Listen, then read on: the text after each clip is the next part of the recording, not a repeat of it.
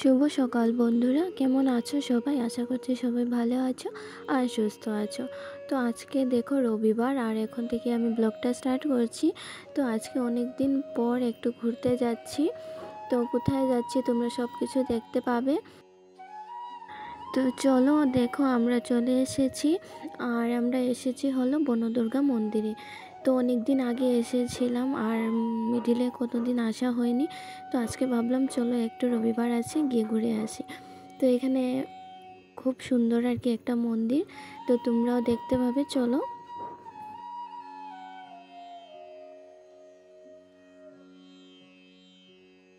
তো চলো, এখানে দেখো অনেকগুলো দোকান নিয়ে বসেছে। আর আমরা যেহেতু মোমবাতি ধূপকাঠি কিছুই আনা হয়নি, তো এখান থেকে নিয়ে নিলাম এক প্যাকেট ধূপকাঠি আর এক প্যাকেট মোমবাতি। তো চাটাপাতি, তারপর তেল, ওই আলতা উলতা সব ছিল, ওইগুলো আর নিইনি। শুধু এক প্যাকেট মোমবাতি আর এক প্যাকেট ধূপকাঠি নিয়ে নিয়েছি। তো চলো এখন ভিতরে গিয়ে জ্বালিয়ে দেবো।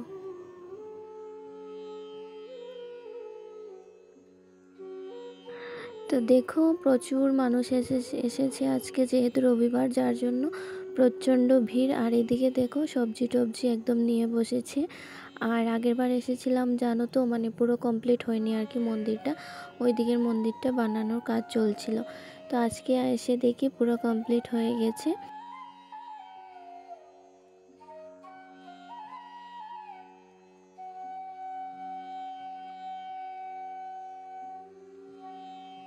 তো চলো যাই হোক, প্রথমে আমি মোমবাতি ধূপকাঠিটা জ্বালিয়ে দিই। আর এই দেখো আমার কাণ্ড, মোমবাতি বসছেই না আর কি। কেন জানি না, একটা মোমবাতি বসাতে পারছি না। আর একদিকে তো বাতাস দিয়েই যাচ্ছে, প্রচণ্ড বাতাস লাগছে এখানে, যার কারণেও কিছু মোমবাতিগুলো জ্বলছে না। এইদিকে দেখো আরও মানুষ, মানে মোমবাতি এমনিই দিয়ে চলে গেছে। বাতাসের জন্য একদমই বসানো যাচ্ছে না, দেখো সব মোমবাতি নিভে যাচ্ছে, একটাও মোমবাতি জ্বলছে না।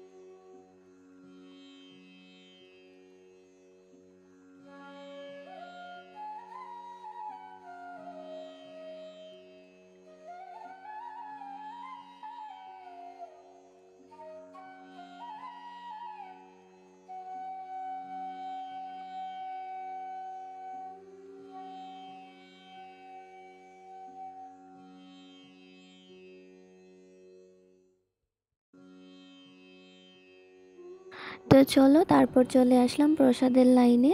আর দেখো আমাদের প্রসাদ লওয়া হয়ে গেছে। এখানে খিচুড়ি আছে, আলু ভাজা আছে, পায়েস আছে, তারপর নিরামিষ সবজিও আছে। আর দেখো মানুষের কি প্রচণ্ড ভিড় আজকে, যেহেতু রবিবার, যার জন্য একটু বেশি আর কি ভিড়। আর ওইদিকে মিষ্টি দিয়ে আর ছুরি দিয়ে আমাদের জন্য চেয়ার রেখেছিল, মানে আমরা এসে বসবো যার জন্য। ওনারা দুজন বসেছিল। আর ওনারা তো প্রসাদ পাবেন না, কারণ ওনারা ইস্কনের দীক্ষিত আর কি, যার জন্য অন্য কোনো ঠাকুরের প্রসাদ মানে খান না আর কি, যার জন্য আমরা দুজনেই খেয়ে নিলাম। আর আমি যেহেতু ঘর থেকে কিছুই খেয়ে যাইনি, প্রচণ্ড খিদে লেগেছিল, ঘর থেকে কিছু খাইনি, কারণ ভেবেছিলাম ওইখানে গিয়ে একবারে খিচুড়ি খাবো, যার জন্য। আর এসেও পেয়ে গেছিলাম গরম গরম, দেখো পায়াস, নিরামিষ সবজি, খিচুড়ি, সাথে আলু ভাজাও দিয়েছিল। আর আমার ছেলের কাণ্ড দেখো, একটুকু খাবে না, কিন্তু মানে যন্ত্রণা করেই যাবে। দেখো আমাদের খাওয়া কমপ্লিট হয়ে গেছে, আর অল্প একটুই নিয়েছিলাম আর কি। অল্পতেও প্রসাদ না, অল্প একটুতেই পেট ভরে যায়। তো ওর পাপা ঘর থেকে ভাত খেয়ে গিয়েছিলো, যার জন্য একদম অল্প খেয়েছে। আর আমি তো ভাত টাত কিছুই খাইনি, যার জন্য একটুতেই পেট ভরে যায়। যাই হোক, তো চলো দেখো এখানে থালের কি প্রচণ্ড মানে জমেছে থাল। তো সব লোক খেয়ে খেয়ে এখানে থাল রেখে তারপর হাতটা ধুয়ে চলে যাচ্ছে। তো আগে একবার এসেছিলাম, ওই সময় জানো থাল মানে ছিল না আর কি, পাতা ছিল, পাতার মধ্যে খেয়ে পাতা ফেলে দিতে হতো। আর এখন থাল কেউ হয়তো ডোনেট করেছে, যার জন্য এতগুলো থাল এখন থালের মধ্যেই সবাই খায়। আর এখানে দেখো কন্টিনিউ জল পড়তেই আছে, সবাই খেয়ে হাতটা ধুচ্ছে, তারপর জল খাওয়ার জন্য এখান থেকে নিয়ে নিচ্ছে। তো ওই জলটা একদম ফ্রেশ জল ছিল, বোরিংয়ের জল ছিল আর কি। তো আমাদের বোতলে করে একটু নিয়ে নিলাম জল। আর এখানে হাতটা সব কিছু ধুয়ে তারপর একটু ওইদিকে 4-5টা হাঁটতে গিয়েছিলাম। তো এখানে এখন অনেক জঙ্গল হয়ে গেছে। আগের বার এসেছিলাম যখন এত জঙ্গল ছিল না, মানে আরও ওই রাস্তা দিকে আরও ভিতরে যাওয়া যেত, এই দেখো এই রাস্তা দিকে। কিন্তু এখন জঙ্গল, এত জঙ্গল হয়েছে, রাস্তাটাই পুরো ছোটো হয়ে গেছে। আর পুরো দুপুরবেলা তো রোদ্রের কারণে আর ভিতরে যাইনি, যদি সাপ টাপ থাকে যার জন্য। তো চলো এখন এসে গেলাম ভোলানাথের মন্দিরে, ওইটা যে নতুন হয়েছে মন্দির ওইটা আর কি। তো এখানে আগেরবার এসে ঢুকিনি কারণ কাজ চলছিল, যার জন্য। তো আজকে একটু প্রণাম করে গেলাম।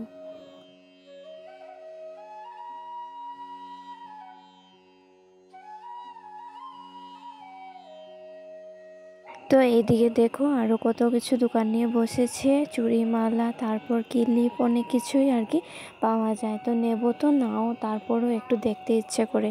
মেয়েদের যেটা স্বভাব, কিছু দেখলেই একটু হাতিয়ে না দেখলে মানে ভালো লাগে না।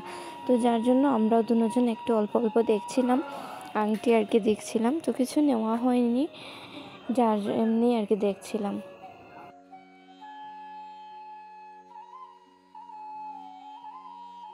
দেখো মন্দিরের ভিতরে না খুব সুন্দর একটা এওলা গাছ, কত বড় দেখো এওলা গাছটা। আর মানে এওলাটা আর কি পারা যাচ্ছে না কোনো মতে, উপরের দিকে বড় বড় এওলা ছিল, নিচের দিকে একদম ছোট ছোট। তো যাই হোক, ছোট হোক আর বড় হোক, একটা পেরে নিয়েছি কষ্ট করে। তো আমি একা পারিনি, আমার বর এসে আমাকে পেরে দিয়েছে, আমি তো একলা পারিনি। তো দেখো কতগুলো এওলা, অনেকটা এওলা পেরে নিয়েছি। তো এখন ওরা একটা একটা খেয়ে টেস্ট করছে। তো এওলাগুলো না একদম কষা ছিল আর কি, কারণ ছোটো ছোটো ছিল তো যার জন্য। তো দেখো আমরা ফাইনালি এখান থেকে বেরিয়ে পড়েছি। আর রৌদ্র তো কমাবেই না, রৌদ্রর যা তাপ রয়েছে এখনও কমাবে না, যার জন্য আর বেরিয়ে পড়েছি। কিন্তু তারপর আবার আমি ভিতরে চলে গেছি একটু প্রণাম করার জন্য। ভেবেছিলাম আর কি ওই যে গাছের মধ্যে সুতলি বাঁধে না, ওইটা বাঁধবো, কিন্তু আমার বোন আমাকে বাঁধতে দিল না, বললো যাও তুমি গিয়ে আবার প্রণাম করে আসো, কিন্তু তোমাকে ওইটা বাঁধতে দেবো না। তো যাই হোক, আবার প্রণাম করে আবার চলে আসলাম।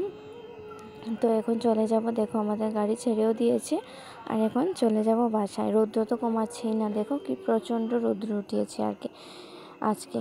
তো সকালবেলা ঝিরে ঝিরে বৃষ্টি দিচ্ছিল অনেকটাই, তো এখন রৌদ্র, প্রচণ্ড পরিমাণে রৌদ্র দিচ্ছে। আর আমরা একটু গাড়ি থামিয়ে একটু আইসক্রিম খেয়ে নিলাম গরমের মধ্যে। তো আমার ছেলে দেখো 10 টাকি বাটি, ও খেয়ে আমাকে ওইটা দিয়ে দিয়েছে। ওইটা মানে ও নিয়েছিল আর কি খাওয়ার জন্য, তারপর ওর টেস্ট লাগেনি, যার জন্য আমাকে দিয়েছে। তো চলো আজকের ব্লগটা এতখানি, দেখা হবে নতুন আরও একটা ব্লগের